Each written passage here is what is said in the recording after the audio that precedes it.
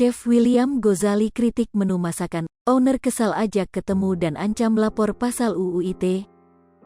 Belum lama, Chef William Gozali mengkritik menu masakan di story Instagram pribadinya.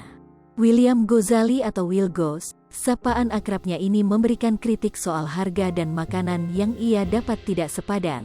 William Gozali memesan makanan tersebut dari salah satu aplikasi ojek online. Seorang jurutama masak dan YouTuber ini juga kerap membagikan reviewnya tentang masakan. Kali ini, Will Goz mereview menu masakan yang menurutnya tidak worth it atau tidak setimpal dengan uang yang ia keluarkan. Sat banget, 3 kali pesan semua dikit.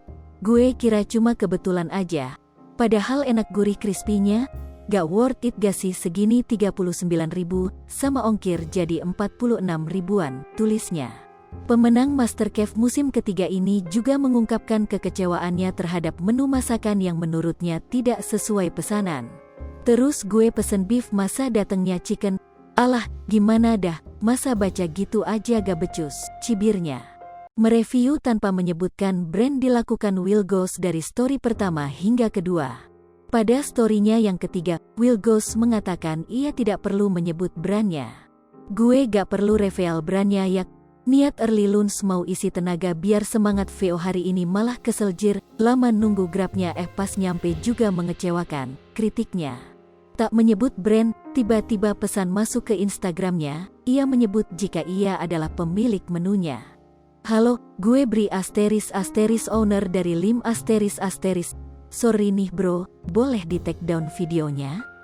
Mungkin lebih wise komplain private dulu aja ya. Kita bersedia ganti kok, pesannya. Chef nyentrik ini juga memberikan balasan soal kritiknya terhadap makanan tersebut. Lah ini kan based on reality bro, lagian gue cuma share apa yang gue dapat. Ya lo tinggal improve aja kelar, gak papa gak usah kiri, balasnya.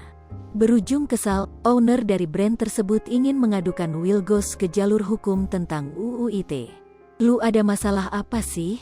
Gini aja deh kita ketemuan diomongin, atau gue akan lapor UU ITE lewat jalur hukum, balasnya lagi.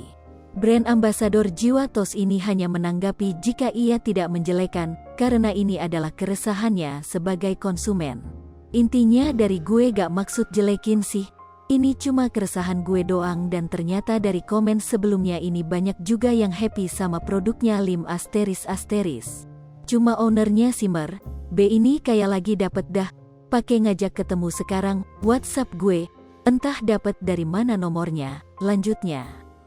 Sri Popo TV, jangan lupa komen, like, dan subscribe, serta tonton terus berita-berita terupdate lainnya